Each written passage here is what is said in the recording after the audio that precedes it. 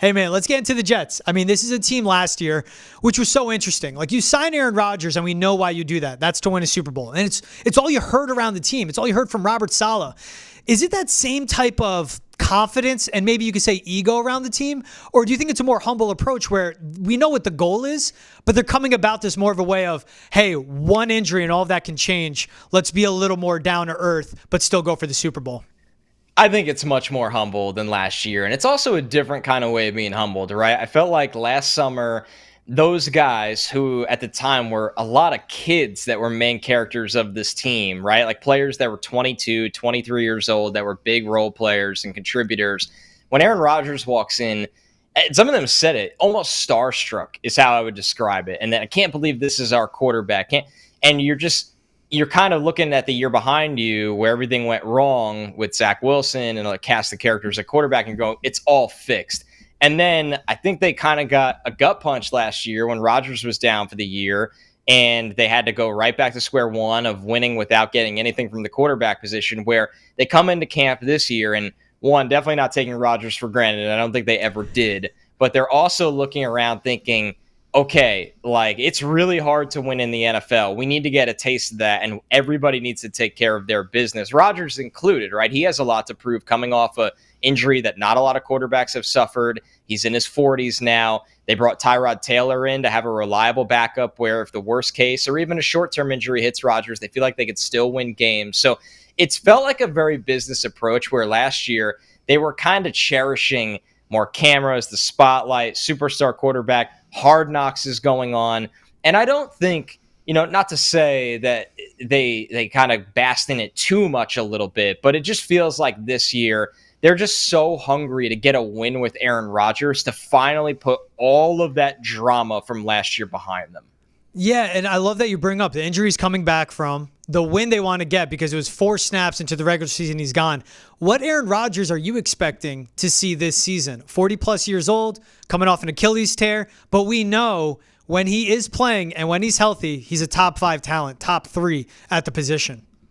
That's exactly right. And the question is, what do the Jets need him to be, right? They don't need him to be an MVP. They don't need him to be a top 5 quarterback. They simply don't. They've been building this team for so long that they feel like they have a top 3 defense. They feel like they have a top 3 running back. They feel like that they're a team that can play, good special teams where it's not going to cost them a game, that they're looking around and going, okay, if we could run the ball, we could play defense, we're going to have adequate special teams. Great years for Thomas Morstead and Greg Zuerlein last year. That if Rodgers is a top 14, top 16 quarterback, is that enough to get you into the playoffs? I think it should be. It's just a war of attrition. Can you keep him healthy? And if you don't keep him healthy, can Tyrod Taylor stay healthy and get this team to winning? So I think the point is Rodgers gives them a playoff floor that they haven't had, right? This team has the longest playoff drought in the NFL by a wide margin. They haven't made the playoffs since 2010.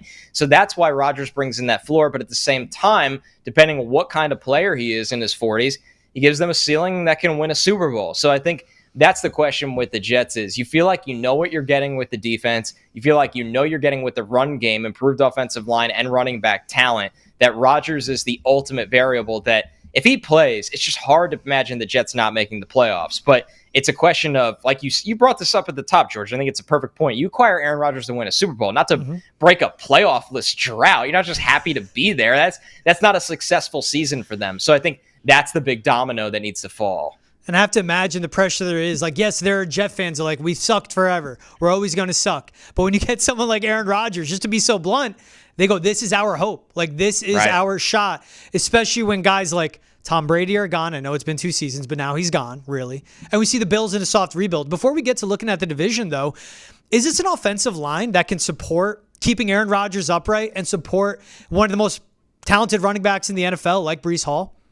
It is. They've looked really good this summer when they've gotten time together. Now they're being really careful with Tyron Smith, just like the Dallas Cowboys were. Tyron Smith's a guy that hasn't logged a full season since 2015, but in recent history, he's been able to, be very limited in practice and be careful with his body and be ready to go for game day. and he's been really good when he suits up on game days.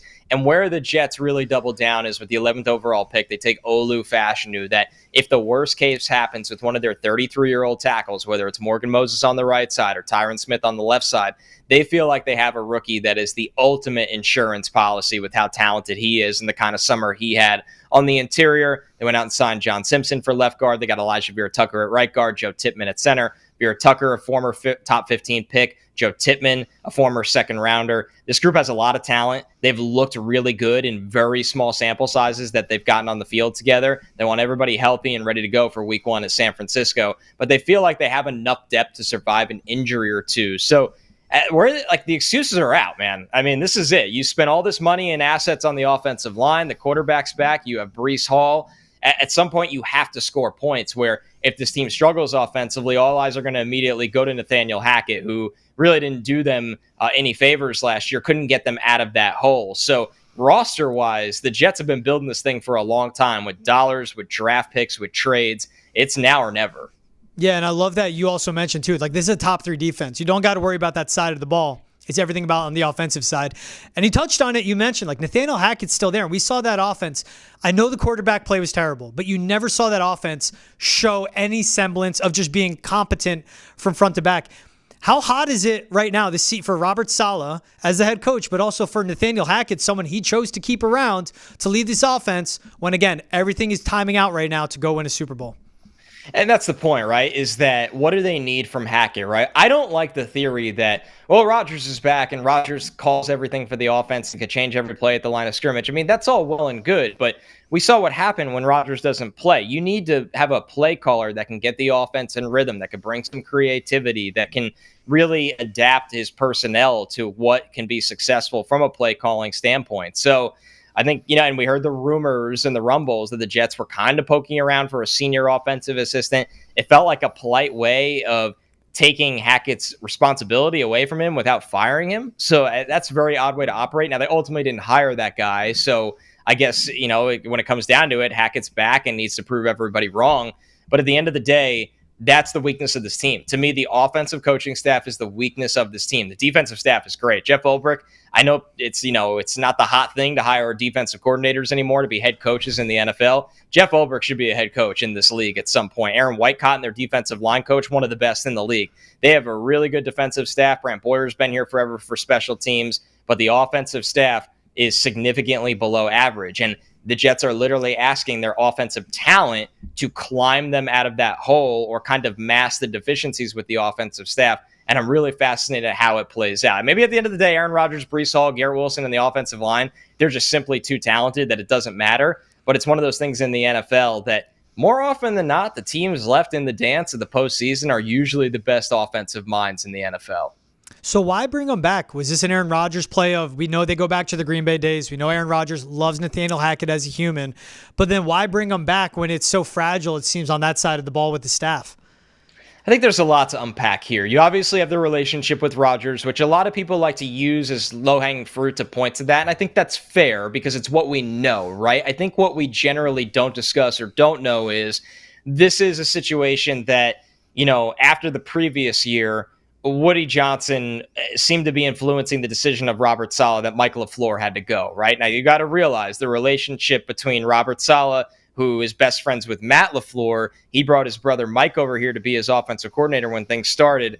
I don't think Saleh fully agreed that it was all Mike LaFleur's fault after that 2022 season, but I felt like you had an owner kind of interfere and somebody had to answer for all their problems offensively. LaFleur gets the boot. They hire Hackett. And then it just feels like a situation that after 1 year, Saleh kind of made his bed, whether that's right or wrong. It didn't feel like a situation where they want to keep churning out offensive coordinators. Now, I thought Hackett struggled enough that you should probably move on and find a guy that's better, right? Sometimes life is that simple. Sometimes football is that simple. But with politics, with an organization, things are not always that simple. And this feels like one of those where whether it's the Rodgers relationship, whether it's the Woody Johnson factor, whether it's Saleh not wanting turnover on the staff, because keep in mind, it's not just Hackett. He also kept Keith Carter, the offensive line coach, who not only was the offensive line, and it was injured last year, but it was a unit that really, really struggled. There were players publicly on Instagram basically calling out Keith Carter, and he's still here. So I just find it interesting that they wanted continuity, but was it the right continuity? Once again, I think the good news is with the offensive line situation, that's Tyron Smith's room, Morgan Moses' room. Keith Carter is not the guy that needs to be the leader in that room. That's a player-run room. Can you say that from an offensive coordinator standpoint? I've never heard of an offensive coordinator spot as a player-run spot. At the end of the day, the play caller is the play caller. We'll see how much Rodgers ultimately changes things. Yeah, and you mentioned it too. I mean, the floor for this team with number 8 under center for them is the playoffs. Who do you think wins this division in the AFC East with Tua and a revamped offense? Of course, Josh Allen is always Josh Allen. The Patriots are way in the back end. For once, Connor, you guys don't got to worry about them. But out of this 3-horse race with 3 great quarterbacks, well, 2 great quarterbacks, 1 good, who do you think wins the AFC East?